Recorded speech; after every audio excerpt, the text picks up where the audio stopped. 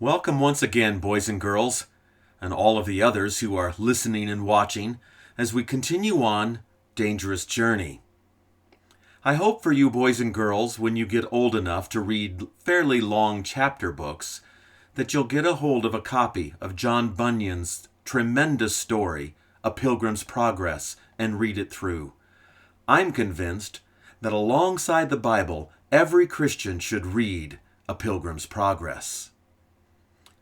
I want to give another thanks to William Eerdmans Publishing Company for granting us permission to use this delightful story while we continue to meet online.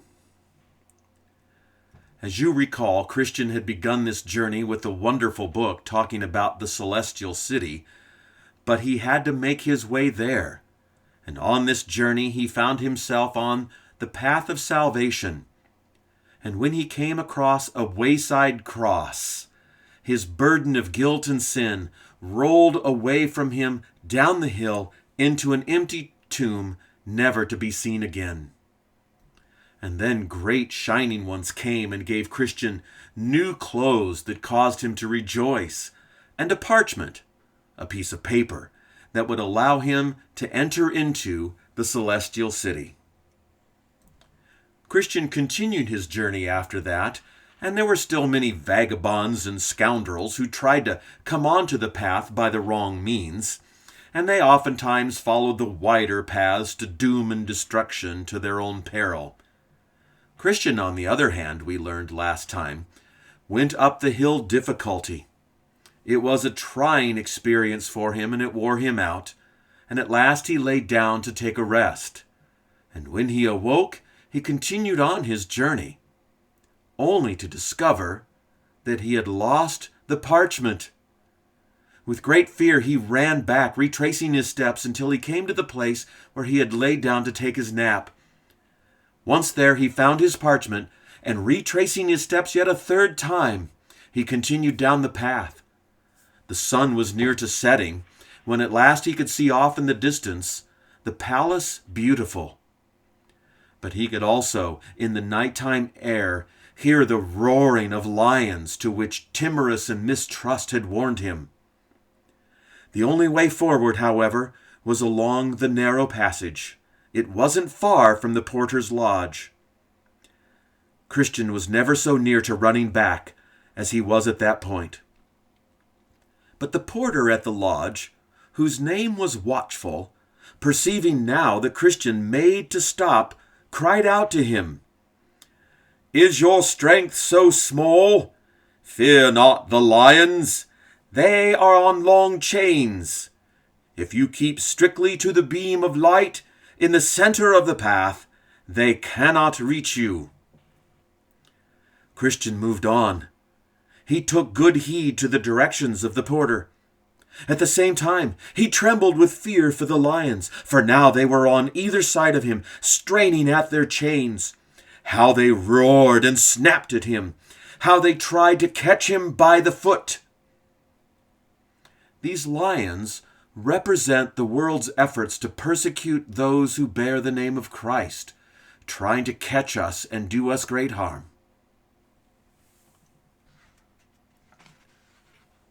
But Christian soldiered on boldly, and in another minute he was through, and he'd reached the gate unharmed.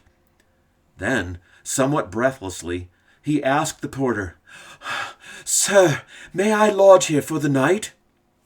"Well, that depends," he said, looking at him somewhat suspiciously. "What's your name, and what is your business?" "My name is Christian. I come from the city of destruction, and am going to the heavenly city." "But how does it happen that you come so late?" asked the porter. "The sun has already set." "I had been here sooner, but, oh, wretched man that I am, I slept in the arbor that stands on the hillside, and there I dropped my parchment and came without it to the top of the hill.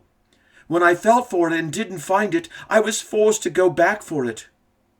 "Well, that's a sorry tale to be sure," said the porter.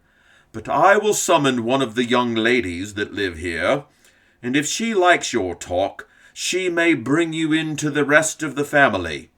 or contrariwise, she may not." So watchful the porter rang the bell, and there appeared at the sound of it a grave yet beautiful lady, called Discretion. She questioned him closely, asking him what he had seen and met with in the way, and he told her. And she smiled, even though her eyes were filled with tears. And after a little pause, she said, much to Christian's relief, "We have to be careful whom we admit here. This house was built by the Lord of the Hill for the benefit of his pilgrims. So, with the Lord's blessing, please do come in." Then he bowed his head and followed her into the house. And when she and her sisters had made ready, they sat down to eat. And after supper, they committed themselves to their Lord for his protection, and then they got themselves ready for rest. Christian they laid in a large upper chamber, whose windows opened towards the sunrise, and the name of the chamber was Peace. So for a little while Christian was safe, and much he needed to renew his strength, for on the morrow, though he knew it not, he had to fight the foul fiend, Apollyon. And then I saw in my dream that on the morrow Christian desired to go forward on his journey. But the ladies of the house, whose names were Charity, Piety, Prudence, and Discretion, told him that he should not depart just yet until they had shown him the rarities of the place. "For if the day be clear," they said, "we will show you the Delectable Mountains."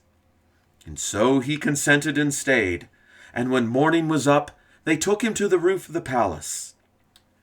"Look to the south," they said.